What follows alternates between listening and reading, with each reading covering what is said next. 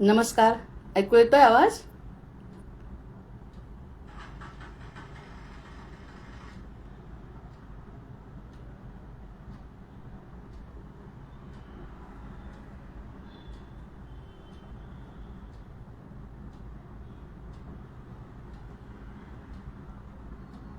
नमस्कार.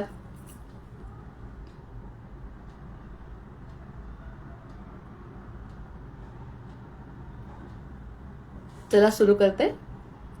वक्रतुंड महाकाय कोटि सूर्य समप्रभ निर्विघ्नं कुरु मे देव सर्वकार्येषु सर्वदा. या कुंदेन्दु तुषारहार धवला या शुभ्रवस्त्रामृता या वीणावरदण्डमण्डितकरा या श्वेतपद्मासना या ब्रह्माच्युत शङ्करः प्रभृतिभिर्देवैर्सदा वन्दिता. सा मां पातु सरस्वती भगवती निःशेषजाढ्यापः. अनेन प्रियतां देवो भगवान् जानकीपतिः श्रीरामचन्द्र पूर्वेषाम् अस्माकं कुलदैवतं. श्रोता वक्ता श्रीराम समर्थ. जय जय रघुवीर समर्थ. जय जय रघुवीर समर्थ. सानन्दमानन्दवने वसन्तम् आनन्दकन्दं हतपापवृन्दं. वाराणसीनाथमनाथनाथं श्रीविश्वनाथं शरणं प्रपद्ये. श्रीविश्वनाथं शरणं प्रपद्ये. श्रीविश्वनाथं शरणं प्रपद्ये. मनोनिवृत्ति परमोपशान्ति सा तीर्थवर्या मणिकर्णिका च. सा तीर्थवर्या मणिकर्णिका च. सा तीर्थवर्या मणिकर्णिका च. जय जय रघुवीर समर्थ. सध्या आपलं जे विवेचन चालू आहे त्याची सुरुवात जे काही आपल्याला मिळणार आहे ज्ञान, जे काही आपल्याला मिळणार आहे त्या सगळ्यांची पार्श्वभूमी तयार करून घेत आहेत सद्गुरू आपल्याकडून. काल आपल्याला सद्गुरूंनी आनंद कुठे आणि काय, कोणत्या स्वरूपामध्ये सद्गुरूंना बघायचं याचे वेगवेगळ्या प्रकारची उदाहरणं सांगितली आणि स्वतःचा जो अनुभव आहे तो अनुभव सांगण्याचा प्रयत्न केला. आणि तो जो त्यांनी अनुभव घेतला स्वतः, म्हणजे ज्ञान संपादन झाल्यानंतरचा जो अनुभव आहे त्यांचा, त्या अनुभवामध्ये ज्ञानापेक्षाही कितीतरी अधिक मौल्यवान अशी गोष्ट त्यांना सापडली की जे जीवनाचं कल्याण आहे. आणि ते करत असताना मनीषा पंचकात असो किंवा स्वतःच्या अनुभवामधून त्यांनी सांगितलं की ज्ञान ही समजून घेण्यापेक्षा अनुभव घेण्याची गोष्ट आहे. समजणं ही पहिली गोष्ट आहे. आधी समजलं तरच आपल्याला काही कळेल. त्या तिकडे वृत्ती वळणं ही तर सगळ्यात मोठी कृपा आहे. मग तिकडे वृत्ती वळल्यानंतर समजल्यानंतर नुसतं समजून चालत नाही, नुसतं समजलं चालत नाही. त्याच्यामुळे ते गुरुतत्व काय आहे ते आपण कालचा विचार केला. काल जो विचार केला तो गुरुतत्व फक्त गुरु ह्या एका देहापुरतं मर्यादित नसून आपण असा विचार केला की सगळीकडे जिथे जिथे आपल्याला ज्ञान मिळेल, जिथे जिथे कुठे आपल्याला आनंद मिळेल, ज्ञानाचा विचारच आपण सध्या करू नये. आपण सध्या असा विचार करू ज्या ठिकाणी शांती, समाधान आणि आनंद एखाद्या गोष्टीतून जर आपल्याला मिळाला तर तो गुरुतत्व आहे असं समजून त्याचा स्वीकार करणं हे आपले प्रयत्न आपल्या हातात आहे. कुठूनही मिळेना, कोणत्याही गोष्टीतून. त्यासाठी फक्त ह्याच गोष्टी करा आणि त्याच गोष्टी करा असं न करता ज्याला जशी आवड आहे पूर्व प्रारब्धाप्रमाणे त्या त्या गोष्टी घडतात आणि त्याकडे ज्या ठिकाणी लक्ष झालं त्या ठिकाणावर ज्ञान घेणं, ह्या सगळ्या गोष्टी आपल्याला करता आल्या तर ती गुरुची कृपा समजायची. आणि गुरुची कृपा होणं याच्यासारखं परमभाग्य या जीवाचं कल्याण नाही. कारण फक्त आहार, निद्रा, भयमैथुनांच्या ह्या गोष्टीमध्ये म्हणजेच धर्म, अर्थ, काम, मोक्ष हे जे आपले 4 स्तंभ आहेत पौरुषत्वाचे, त्या ठिकाणी आपण फक्त मधल्या 2 गोष्टींवरती लक्ष देतो. धर्माकडे जर लक्ष दिल्या गेलं, आपली वृत्ती जर तिकडे वळली आणि त्यातून थोडा का होईना आनंद जर झाला, ती गुरूंची कृपा असते. यावरती आपण काल थांबलो होतो की ही जी गुरूंची कृपा अशा पद्धतीने झाली की आपलं लक्ष त्या ठिकाणी जाणं आणि आपण ते स्वीकारणं, जे कठीण आहे. स्वीकार करणं ही गोष्ट कठीण आहे, पण ती जर स्वीकारल्या गेली तर ती त्यांचीच कृपा असते. मग आता गुरु ज्ञानरूपात ग्रहणशील करतात आपल्याला. जे काही असेल मग आपण आपल्याला ते समजलं की गुरु हे फक्त शरीराकडे न बघता, कोणाच्याही शरीराकडे न बघता त्यांचा विस्तार झालेला आहे त्यांच्या विषयाचा, त्यांच्या विचारांचा आणि त्यांच्या ज्ञान देण्याच्या वृत्तीचा सुद्धा. मग आता तिथे ब्राह्मणाची, काल जशी शंकराचार्यांची एक गोष्ट, तर थोडक्यात एका ब्राह्मणाची गोष्ट आहे या ठिकाणी सांगितल्या जाते की पुन्हा आपलं मन पक्क होतं त्या ठिकाणी की जे त्यांना सांगायचंय ते कशा स्वरूपात आपण दर्शन घ्यायचंय, आपण त्याचं दर्शन कसं घ्यायचंय हे सांगायचंय त्यांना. एक ब्राह्मण होता, त्याची अतिशय निष्ठा होती भगवंतावर. आपण भक्तीतून ज्ञानाकडे जाणारच आहे.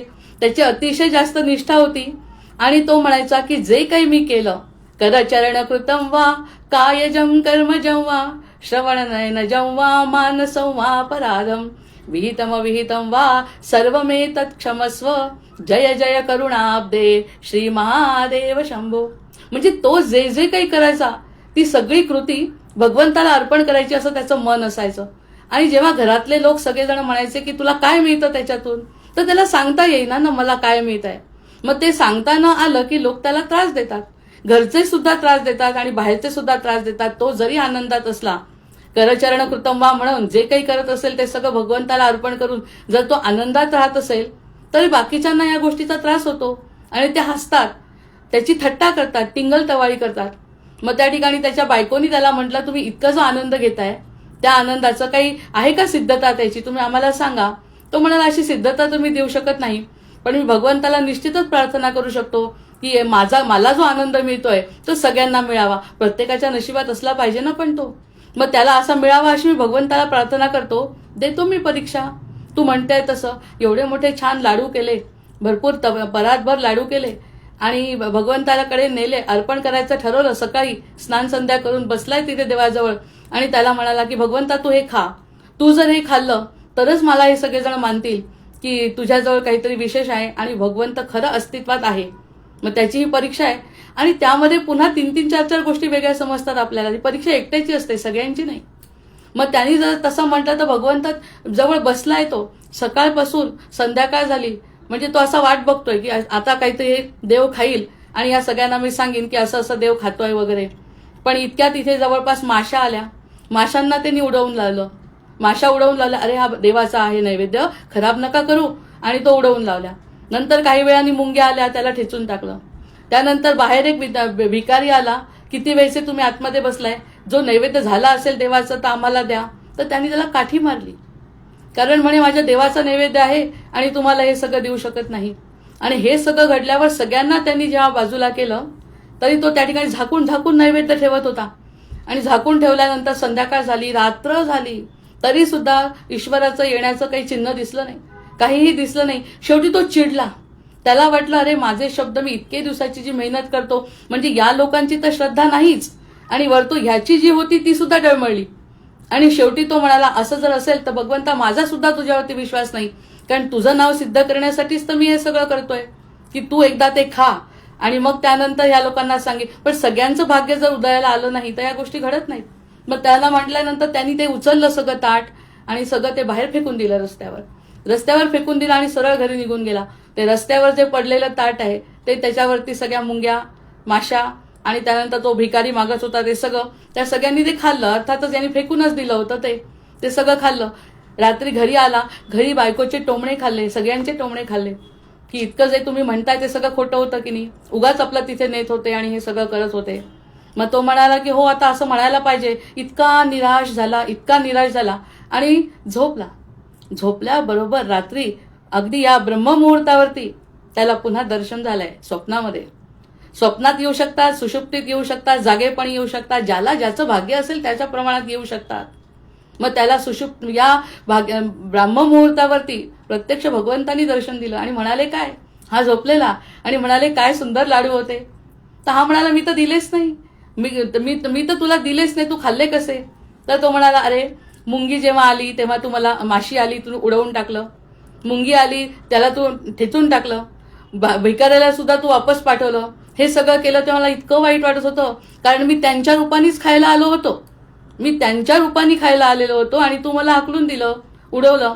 मग हो मी उडवलं, मग तुम्ही खाल्लं कुठे, तुझे बाहेर रस्त्यावर फेकलं ना, ते बाहेर रस्त्यावर फेकलेलं त्या सगळ्या मुंग्यांनी खाल्लं, त्या भिकाऱ्यांनी खाल्लं आणि अतिशय सुंदर असा तुझा लाडू होता. बरं तुझा प्रसाद अतिशय सुंदर होता हे सांगायला तुझ्या समोर आलोय. ह्यातून आपण काय शिकलो आता पुन्हा? जसं शंकराचार्यांची गोष्ट होती, त्या ठिकाणी चांडळाच्या रूपात आलं, आता पशुपक्ष्यांच्या रूपात आले आणि पशुपक्ष्यांच्या रूपात येऊन त्याचं अन्न खाल्लंय, त्याचा लाडू खाल्लाय आणि लाडू खाल्ल्यानंतर त्याचा संकेत सुद्धा दिलाय, अतिशय सुंदर आहे. पण इतरांच्या समोर मी येणार नाही, कारण त्यांचं अजून भाग्य उदयाला आलं नाही. तुला आनंद आहे ना, म्हणजे तुझी जी श्रद्धा होती ती पक्की झाली ना, मी तुला सांगितलं कोणत्याही रूपात मी येऊ शकतो. यावरच आपण काल थांबलो होतो की कोणत्याही रूपामध्ये भगवंत दर्शन देऊ शकतात आणि हे ज्याच्या त्याच्या विचारशक्तीप्रमाणे ते सगळं घडतं. आणि त्याला जे घडल्यावर तो जो आनंद झाला असेल, त्या आनंदाला शब्द आहेत का आपल्याजवळ तरी वर्णन करायला? तो इतरांना सांगू शकत नाही, हा नंतरचा भाग आहे, कारण त्यांचं भाग्य नाही. तशीच एक अजून राजाची गोष्ट आहे, ती सांगत बसली तर पुढचा भाग होणार नाही. की राजाला तरी थोडक्यात सांगते की राजाला स्वतःला ज्ञान झालं होतं. तर तो म्हणे, राजा म्हणाले की माझे सगळे जे लोक आहेत नगरजन, त्या नगरजनांना सुद्धा दर्शन व्हावं असं वाटतंय. तर तो भगवंत म्हणाले, अरे तुला झालं, सगळ्यांना होईल नाही शक्य रे बाबा, ज्याचं त्याचं प्रारब्ध आहे. तो म्हणाला नाही नाही, माझं इतकं जनतेवर माझ्या प्रेम आहे की त्या सगळ्यांना दर्शन झालं पाहिजे. मग तो म्हणाला ठीक आहे, उद्या सकाळी पहाटेच्या वेळी किंवा संध्याकाळच्या वेळी ठरवलं की तुम्ही त्या सगळ्या लोकांना घेऊन ये, मी तिथे उभा राहतो आणि मी दर्शन देतो पर्वताच्या तिथे. मग ह्यांनी सगळ्यांना गावभर दवंडी पिटवली आणि त्यांना सांगितलं, उद्या की नाही ईश्वर दिसणार आहे आपल्याला, मला दिसलाय, मी बघून आलोय, तुम्ही तिथे सगळेजण या. तर देवाची ती लीला असते, त्या देवांनी रस्त्यामध्ये सोनं चांदी हिरे माणकं असे ठेवले. अर्थात मग जे लोक सगळे त्याचे आले, कोणी हिऱ्यात थांबले, कोणी सोन्यात थांबले, कोणी माणकात थांबले आणि असं करता करता संध्याकाळ झाली आणि हा एकटाच राजा फक्त पुढे गेला. देव म्हणाला, म्हटलं होतं ना तुला, तू सगळ्यांच्या मागे नको लागू. तू सगळ्यांच्या जर मागे लागशील तर प्रत्येकाच्या नशिबात ते असलं तरच होणार आहे, अन्यथा ते होणार नाही. त्यामुळे तो एकटा आला होता, कालच तुझं दर्शन झालं होतं, तेव्हाच तुझं समाधान व्हायला पाहिजे होतं. अशा या ज्या घटना घडतात त्या फक्त स्वतःच्या प्रारब्धाप्रमाणे आणि स्वतःच्या प्रयत्नाप्रमाणे घडतात. त्याचं सद्गुरू दर्शन देतात. मग तसं ह्याला सुद्धा आनंद झाला आणि राजा सुद्धा म्हणाला, मी कुणाचं नशीब बदलवू शकत नाही, मी प्रयत्न केले माझ्याकडून, त्याचं सत्वगुण आहे, त्यांनी प्रयत्न केले. पण प्रयत्न केल्यावर त्याला यश आलं नाही. देवा मला मान्य आहे की तुम्ही आणि मी फक्त एकमेकांना ओळखतो. जसा हा जो ब्राह्मण आहे, त्या ब्राह्मणाने सुद्धा देवाला ओळखलं आणि रात्रीच शांत झाला. मग या सगळ्या गोष्टी जेव्हा स्वतःला कळतात, तो जो आनंद आहे ते गुरुतत्व त्याला कसं कळलं? मग त्यांनी सांगितलं, अरे मुंग्या असो, माशा असो, चांडाळ असो, कोणी असो, कोणत्याही रूपामध्ये मी तुझं ज्ञान, तुझा अनुभव देऊ शकतो. ज्ञानाबद्दल बोलत नाही, ज्ञानाबद्दल न बोलता अनुभव तुला मी कोणत्याही रूपात देऊ शकतो. त्यामुळे दृष्टी कशी पाहिजे, कोणत्या क्षणी कोण तुम्हाला ज्ञान देईल सांगता येत नाही. मग हे सगळं झाल्यानंतर जेव्हा ह्या सगळ्या गोष्टी घडल्या, मग तो म्हणतो, जे खरं ज्ञान आहे तेच गुरुतत्व आहे. काल तेच सांगितलं की जे खरं ज्ञान आता आनंद त्याला मिळालंय की गुरु कोणत्याही रूपात येऊ शकतात आणि मला आनंद दिला. मग त्याला म्हटलंय आपण की ब्रह्मानंदम परमसुखदम केवलम ज्ञानमूर्ती. मग आता पटतंय का आपल्याला की रूपामध्ये बघण्यापेक्षा कोणत्याही रूपात या देहामध्ये देहातून बाजूलाच करायचंय ज्ञान म्हटल्यावर. देहातून जर आपली वृत्ती बाजूला करायची असेल तर कोणत्याही देहावरती अवलंबून न राहता आता जे ज्ञान झालं ना, त्या ज्ञानाला पकड. आणि ते पकडण्याची बुद्धी आपण कुणाला मागितली? ती गणपतीला मागितली. म्हणजे सतत सतत सतत त्याच विषयामध्ये राहिल्यानंतर ज्ञान मिळवण्याची आकांक्षा, ग्रहण करण्याची शक्ती आणि ते ठेवण्याची सुद्धा शक्ती, हे सगळे आपल्याजवळ आले तेव्हा कुठे आपण शिवतत्वापर्यंत किंवा त्या परमात्म्यापर्यंतचा विचार करू शकतो. अन्यथा या सगळ्या विचारांना या ठिकाणी आपण बोलूच शकत नाही. मग असे वेगवेगळे अनुभव गोष्टी रूपांनी जेव्हा आपल्या समोर येतात तेव्हा ते अगदी पटतात. या ठिकाणी तो आला होता, आपल्याला कुठे कळलं तो आला होता, पण आम्हाला हे तर ज्ञान झालं कमीत कमी की सद्गुरू कोणत्याही रूपात येतात. मग त्या गोष्टीतून हा ज्ञान आपण हे सुद्धा ज्ञान गुरुतत्व आहे. हे जर कळलं की कोणत्याही रूपामध्ये येऊ शकतो तर मग हे गुरुतत्व आहे असं म्हणायला हरकत नाही. मग हे झाल्यानंतर सद्गुरू हा देहाचा शिक्षक नाही. मग देहाबद्दल जर काही तुम्हाला समस्या असतील, हे माझं काम व्हावं, ते माझं काम व्हावं, माझी बुद्धी हे असं म्हणते, त्यावरती स्थिर राहता येणार नाही. कारण हा गुरु जो आहे ना, तो देहाचा शिक्षक नाही. उलट तो अहंकार काढून टाकतो मनातला आणि अहंकार काढून टाकतो. अहंकाराचा नाश झाला, मी म्हणजे कोणीच नाही. म्हणजे एवढं मोठं ज्ञान तुला देतोय तरी मी केलं तर कसं चालेल? त्यामुळे ते मी तत्व जर काढत असशील तर बाकी मग त्याला दुसरा श्लोक आहे ब्रह्मानंदम, जे आधी म्हणतो आपण. मग त्यासाठी आता वेदांतासाठी हा श्लोक आता आलाय ही गोष्ट जर आपल्याला समजली असेल तर हा वेदांतातला श्लोक म्हणजे वेदांतासाठी मानसिकता तयार करण्यासाठी अज्ञानतिमिरांधस्य ज्ञानांजलशलाकया चक्षुरुन्मिलितं येन तस्मै श्री गुरवे नमः. हे जे चक्षु आहेत ते चक्षु फक्त तेवढं दिसतात ते जे खरं मानतात, फक्त दिसतं तेवढं खरं मानणारे जे चक्षु आहेत ना, त्यापेक्षा आत मला जाण्याची इच्छा आहे. म्हणून ते अज्ञानतिमिरांधस्य, माझ्या अज्ञानाचा आणि ते जो अंधार झालाय, अज्ञानाचा जो अंधार आहे तो दूर करण्यासाठी मला आता अशा प्रकारचे चक्षु दे. ते दिलेत आतापर्यंतच्या या सगळ्या 3-4 गोष्टीतून आणि या सगळ्या त्यांच्या श्लोकांमधून आपल्याला ती दृष्टी तरी कमीत कमी आली की फक्त वरवरचं ज्ञान घ्यायचं नाही, आपल्याला सखोल जायचं आहे. हा भक्ती मार्ग नसून ज्ञान मार्ग आहे. मग हा अज्ञान जर माझं दूर करायचं असेल, तो जो अंधकार आहे माझ्या जीवनामध्ये अज्ञानाचा, फक्त बाकी ज्ञान आहे की नाही माहिती नाही, पण खरं ज्ञान काय ते समजत नसेल तर मी चक्षुरुन मिलितम येन तस्मै श्री गुरवे नमः. मग अशा पद्धतीने मी अशा गुरूंना नमस्कार करते, म्हणजे सतत आपली दृष्टी खाली राहील आणि सतत कोणत्या रूपामध्ये गुरु आपल्याला ज्ञान देतील सांगता येत नाही. त्यामुळे मी सतत विवेकाने जागृत राहते. ही जी जागृती आपल्यामध्ये झाली ती स्थिर जर झाली तर ती आपल्या बाप्पाची कृपा असते. म्हणजे गुरूंची कृपा कोणती की ती दृष्टी मिळणे. कोणत्याही रूपामध्ये येईन बरं, लक्ष ठेव, तू तयारीत राहा. मी कोणत्या वेळी तुझ्या समोर येईन सांगता येत नाही, त्यामुळे तू तयारीत राहा, कारण मी तुझी परीक्षा घ्यायला आता उत्सुक आहे, कारण तू माझा झालाय. मग हे झाल्यानंतर माझी बुद्धी स्थिर ठेवणे, ते तशा प्रकारचे चक्षु मला मिळणे. शंकराचार्यांचा पहिला श्लोक होता, या चक्षुतून कोण बघतं, याच्यामधून कोण बघतं, याच्यातून कोण बघतं, असं करत करत आत्म्यापर्यंत गेला. हा पहिला श्लोक आहे. मग तशी जर दृष्टी मला स्थिर करायची असेल तर मला बाप्पाची आराधना केली आहे आणि ती रोज करायची आहे.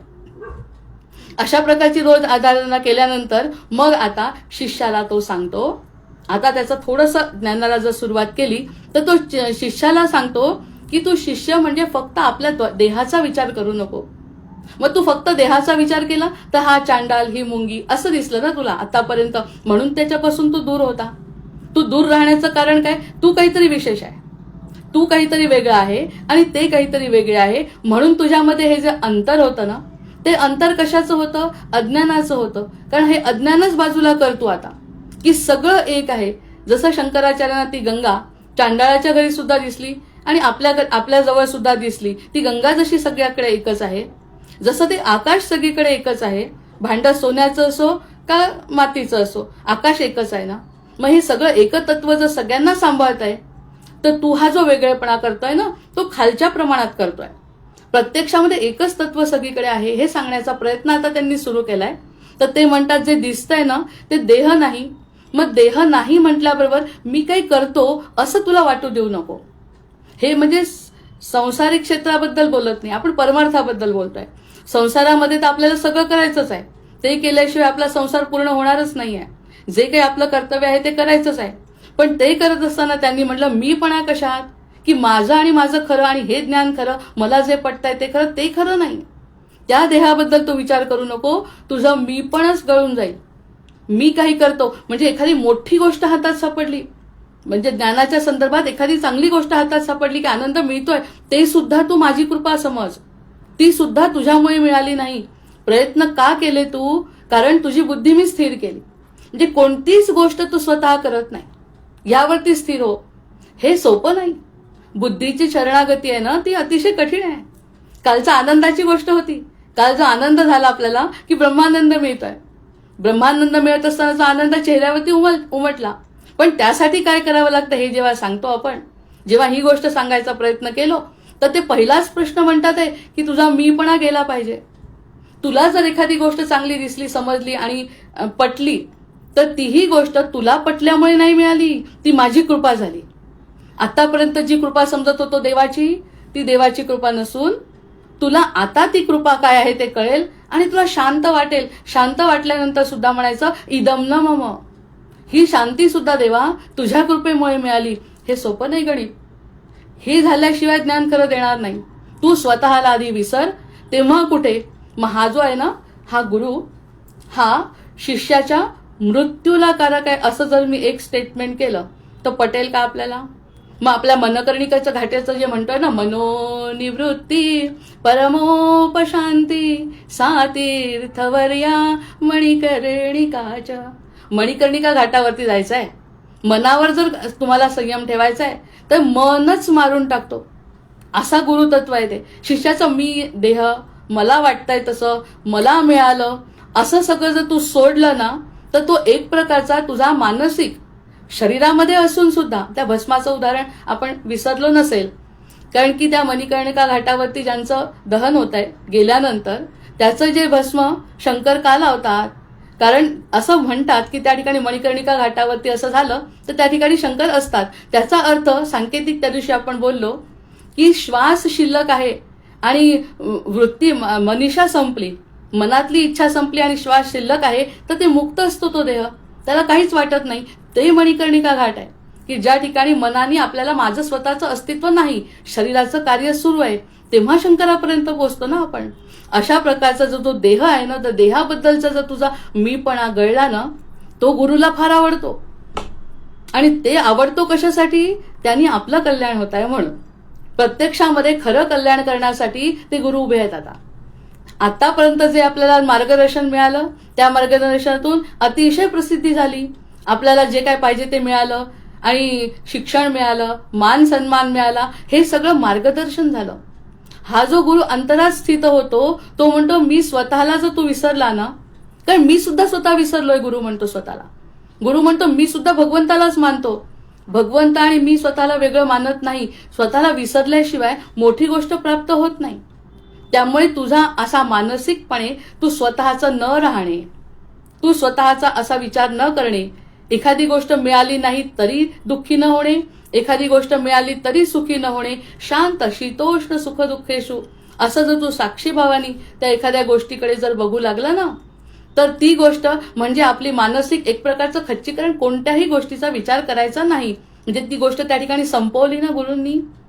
आपल्याजवळ आपण असा विचार केला की जे माझ्याजवळ आहे ते जर हिरावून घेतलं त्यांनी आणि हिरावून घेऊन त्याच्या 10 पट आपल्याला देणार आहे, याच्यावरती मती स्थिर केली गणपती बाप्पांनी.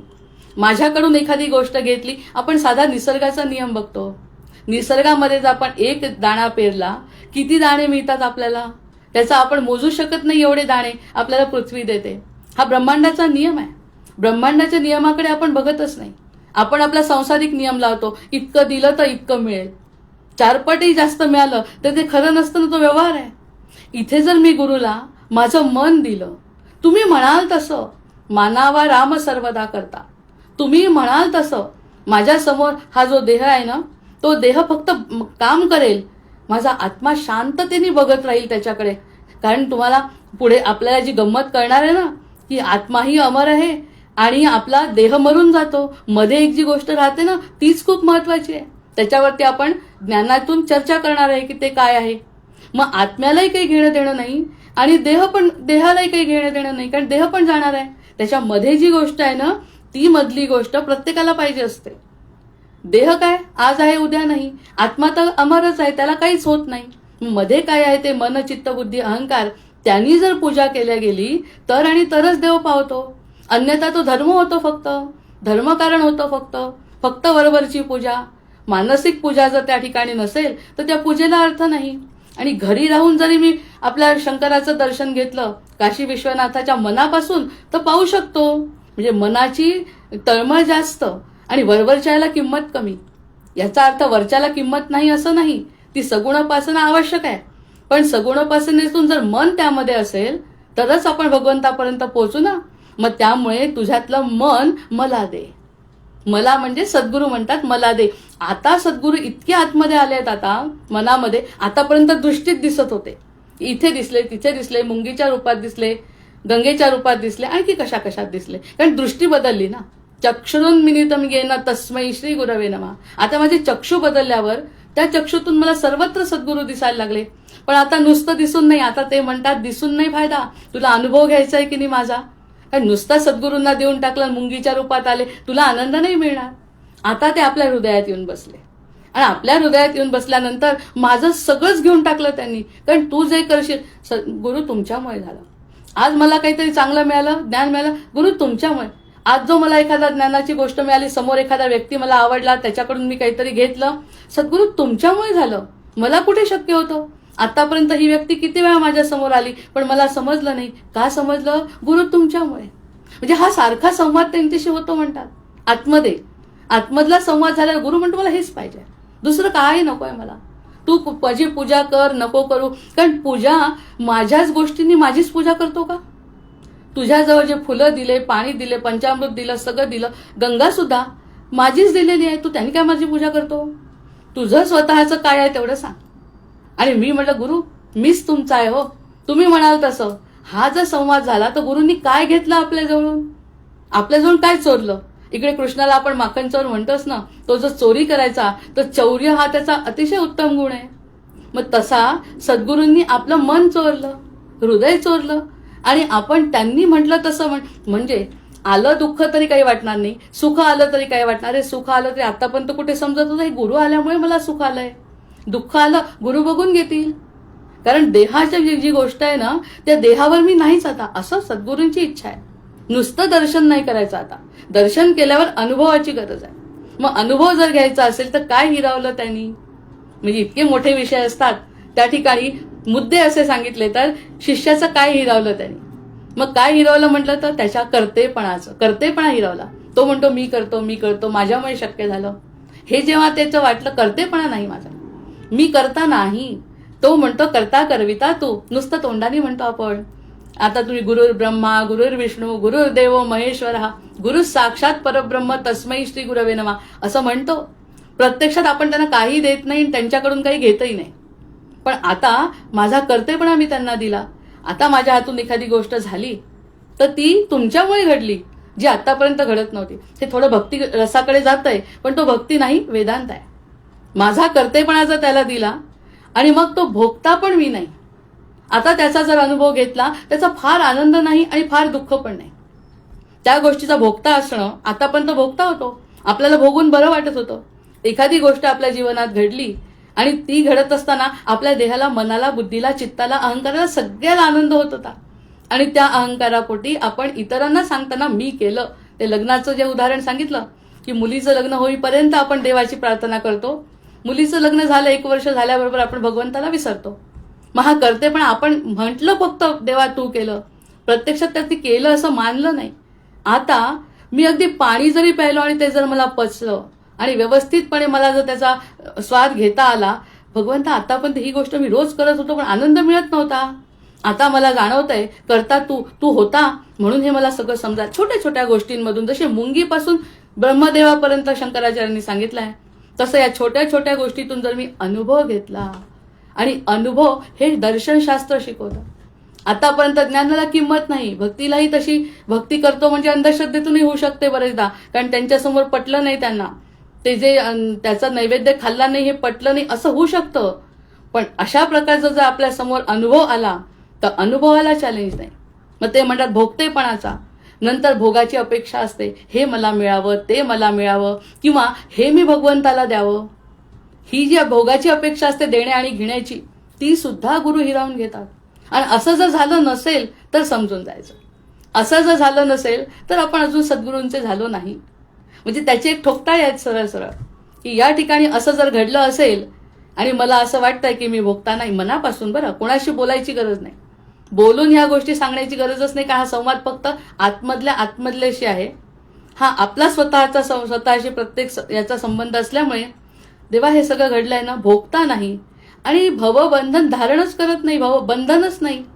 कारण ह्या गोष्टी माझ्या नाही, देहाच्या संबंधित ज्या गोष्टी आहेत त्या सगळ्या नश्वर आहेत. माझी बुद्धी सुद्धा नश्वर आहे. कसं? कारण जेव्हा आत्म्याने आपल्या आईच्या शरीरात पदार्पण केलं, त्यानंतर आपल्याला सगळं पंचमहाभूतांपासून घेऊन आईच्या शरीरात बनवलंय. आईच्या शरीरामध्ये जे घेतलंय ते सगळं पंचमहाभूतांपासून बनवलंय, ते कुठूनही वरून आणलेलं नाहीये. हे सगळं फक्त तो प्राण, ही जी चेतना, तो श्वास, तेवढा फक्त जो परमात्म्याचा अंश आत्मा ज्याला म्हणतो, तो आत्मा फक्त भगवंताचा. बाकी सगळं बुद्धी काय, शरीर काय, हात पाय डोळे, सगळं आतपर्यंत, मनापर्यंत ती मायेचा पगडा कसा बसतो ते सांगते. मग ह्या सगळ्या गोष्टी जर असतील इथे तयार झालेल्या, मग ह्या सगळ्यांमध्ये मला बंधन नको. आता या बंधनाच्या पार म्हणजे उडी मारायचे, जशी हनुमंतांनी उडी मारली ना, एवढी 100 योजन समुद्र उल्लंघणे, याचा अर्थ असा आहे की माझ्या या बुद्धीतून त्या बुद्धीमध्ये पदार्पण करणे. कोणत्या बुद्धीमध्ये? जी भगवंतात स्थिर आहे. ज्यावरती सद्गुरूंची कृपा आहे त्यावरती बुद्धीला नेणे ही सोपी गोष्ट तर अजिबात नाही. बिलकुल मन मानत नाही या सगळ्या गोष्टींना. पण मन मानो किंवा न मानो मला हे करायचं आहे, कारण पुढे अशा प्रकारचा आनंद ते देणार आहेत म्हटल्यावर मी काय सोडलं? माझा कर्तेपणा सोडला. नंतर भोगाची अपेक्षा सोडली. मी भोगता आहे हे सोडलं. नंतर मला भवबंधनाची आता अपेक्षा नाही की वा या गोष्टी मी आणि मीच करू शकते, माझ्याशिवाय सगळं अडणार आहे. हे तर आपल्या एका क्षणाची गोष्ट आहे सगळी.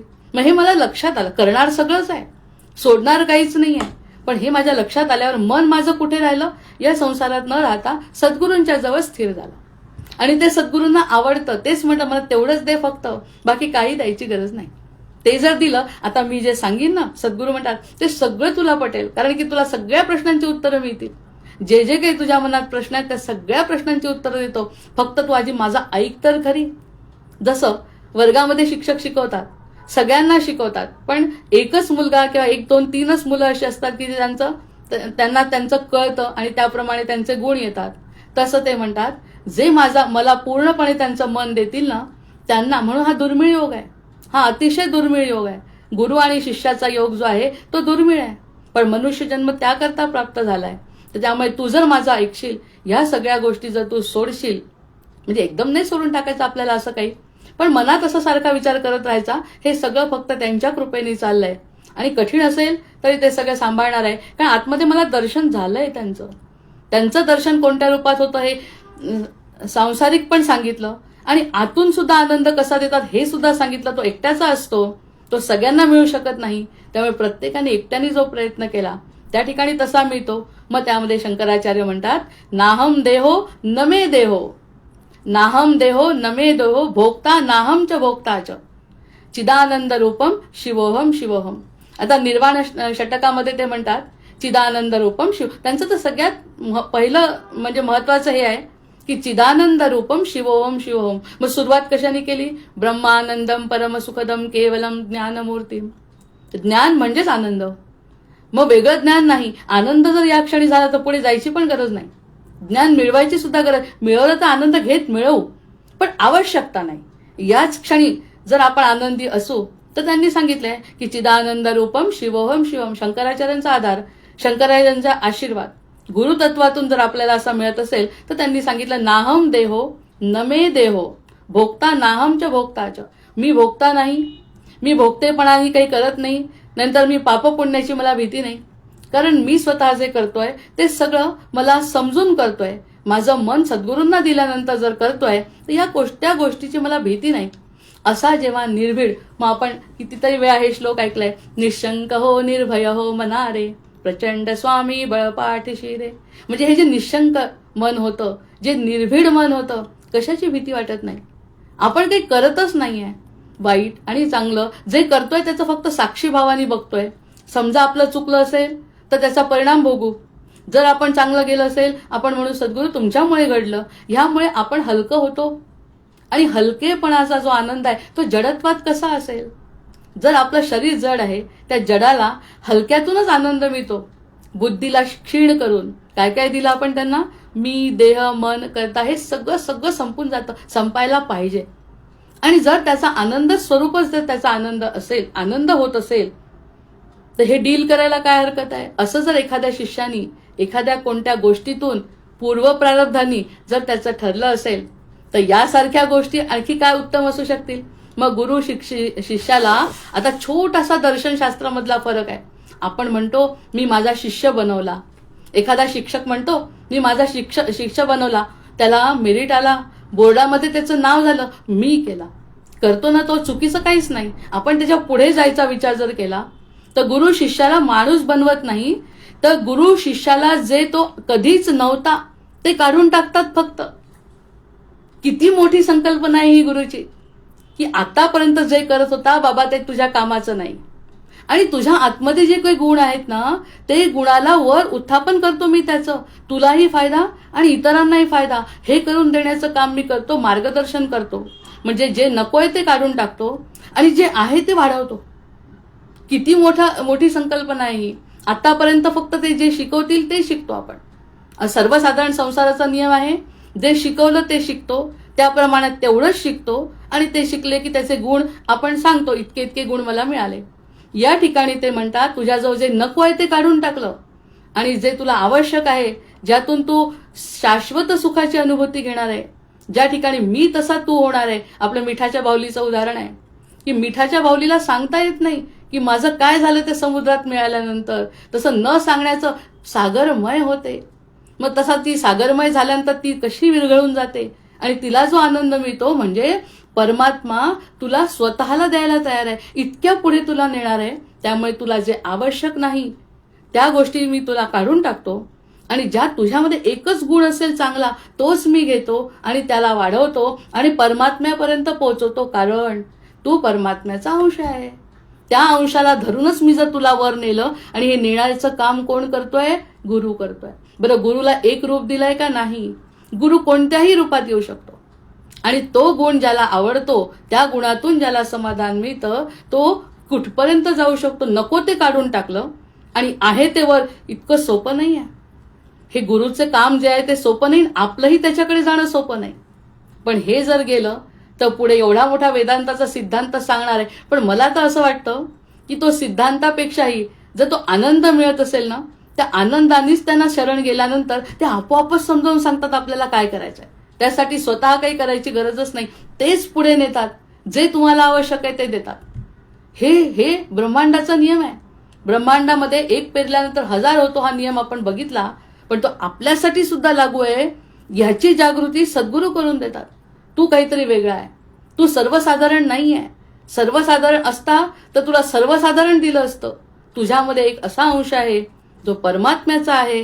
तो परमात्म्याचा अंश ओळख. त्यासाठी मी लिहिलं होतं, जन्माआधी सोहम सोहम, जन्मानंतर कोहम कोहम, कोडे हे सुटण्यासाठी चिदानंद रूपम शिवोहम शिवोहम.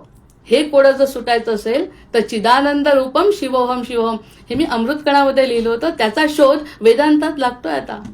हे सगळ्या गोष्टी जर कळायच्या असतील, तुला विशेष काहीतरी कळायचं असेल तर 100 योजन जशी हनुमंतांची उडी आहे तशी उडी तुला मानसिक उडी घ्यावी लागेल. आणि ते मन मला दे. तसं प्रत्यक्षात आपण ज्यांच्याशी मनाचा व्यवहार केला त्या ठिकाणी अपयशी झालो आहे. कधी आपण चुकतो, कधी दुसरे चुकतात. दोष कुणाचा नाही, हा संसाराचा आहे, हा मर्यादेचा आहे संसाराच्या. कारण पंचमहाभूतांनी बनलेला जो देह आहे तो मर्यादित आहे. अमर्यादाची तुलना मर्यादित देह करू शकत नाही. ह्याची जाणीव आणि म्हणजे मर्यादा सोडून अमर्याद तत्वाकडे सद्गुरू घेऊन जातात. आणि ते सद्गुरू एकट्या रूपात येत नाही, कधी पण येतात. हाच तर त्यांचा मोठेपणा आहे. मग त्यांनी काय केलं? आपले सर्वसाधारण गुरु काय करतात? गुरु शिष्याला माणूस म्हणून बनवत नाहीत, तर उलट शिष्याला ते आधी कधी नव्हता ते काढून टाकतात आणि असल्याचा जे काही आहे वाईट त्याचा अंत करतात. आणि वाईटाचा अंत होऊन सत्याकडे त्याचं मार्गक्रमण व्हायला लागलं की गुरु तसं तसं पुढे नेतात. मग हा शिष्य मानसिक त्याचं जेव्हा संपतं, मग ते मणिकर्णिका घाट नाही का? म्हणजे असा वेदांतातून अर्थ निघतोय की मणिकर्णिका घाटावर देहाचा अंत होणे, ते त्याला काही किंमत नाही. का देह काय? देहाला अर्थच नाहीये. देहाला आमच्या सांगितलंय कोणाला की आम्हाला नेऊन टाका आणि तिथे आमचं दहन करा, पण देहाला काही फरक पडत नाही. आत्म्याला तर त्याच्याहून पडत नाही, कारण की देह जसा आडवा झाला आत्मा निघून गेला. प्रश्न आपला पडतो, तोच तर सापडत नाही. मग मणिकर्णिका घाटाचं जे आहे तत्व ते आत्ताच तुला मनाने मुक्त करतो. ती मणिकर्णिका ते जे असेल त्या ठिकाणी मन द्यायचं म्हणतो भगवंत. मन दिलं तर ते भस्म मी माझ्या कपाळाला लावतो, असं जे त्याचं वाक्य आहे, त्या वाक्यापर्यंत याच क्षणी जर गेलो तर देह असो किंवा नसो, सध्याच्या परिस्थितीमध्ये मीच भगवंताचा आहे माझं मन. हे कुणी सांगितलं? हे सांगितलंय आपल्याला सद्गुरूंनी. त्यामुळे या सद्गुरूंना पुन्हा एकदा नतमस्तक. आधी गणपती बाप्पांनी दिलेली बुद्धी, शंकराचार्यांचे 2-3 विशेष आणि आपली बुद्धी किती कोती आहे हे सांगण्यासाठी घेतलेले सगळे सिद्धांत, यावरती आपण आनंदाने तयार होतो आमचं मन सद्गुरूंना द्यायला. आणि आपण जर सद्गुरूंना मन द्यायचं असेल तर मग आता म्हणतात आहे ते, गुरु बाहेर आहे की आत? वेळ झाली आहे काही? थांबावं लागतंय. याचा पुढचा भाग उद्या पाहते. भर्जन भव बीजाचे अर्जन सुख संपत्तीचे तर्जन यमदूताचे राम गर्जन बोला राम राम राम बोला राम राम राम बोला राम राम राम आवाहनं न जानामि तवार्चन पूजांचैव न जानामि क्षम्यतां परमेश्वर क्षम्यतां परमेश्वर क्षम्यतां परमेश्वर जय जय रघुवीर समर्थ.